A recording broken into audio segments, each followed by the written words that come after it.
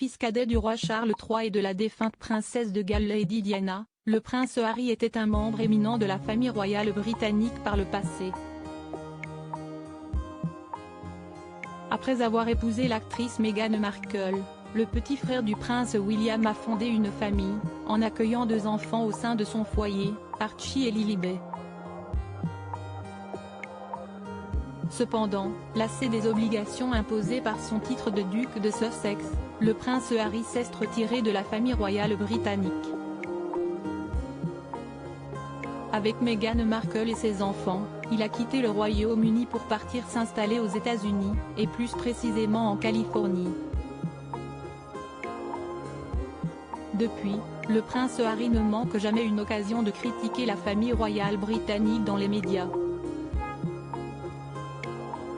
Il a notamment accordé une interview explosive à la célèbre animatrice américaine Oprah Winfrey aux côtés de son épouse, durant laquelle Meghan Markle a accusé la famille royale britannique de racisme.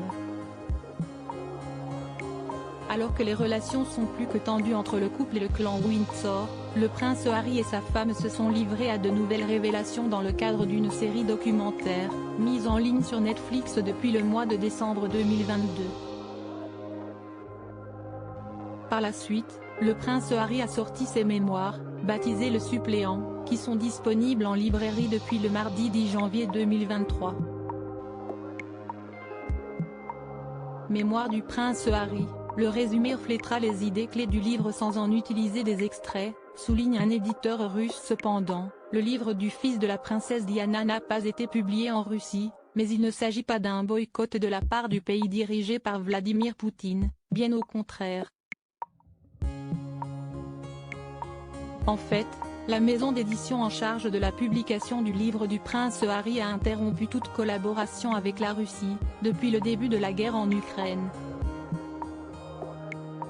Par conséquent, les éditeurs locaux ne peuvent pas traduire ni distribuer le texte original présent au sein de cet ouvrage. Cependant, 2 maisons d'édition russes, Exmo AST et Smart Reading, sont parvenues à contourner cette interdiction, en publiant plusieurs résumés des propos principaux, sans éditer le contenu authentique. Le résumé reflétera les idées clés du livre sans en utiliser des extraits. L'auteur a lu le livre en anglais et l'a raconté avec ses propres mots, a indiqué le PDG d'Exmo AST à ce sujet.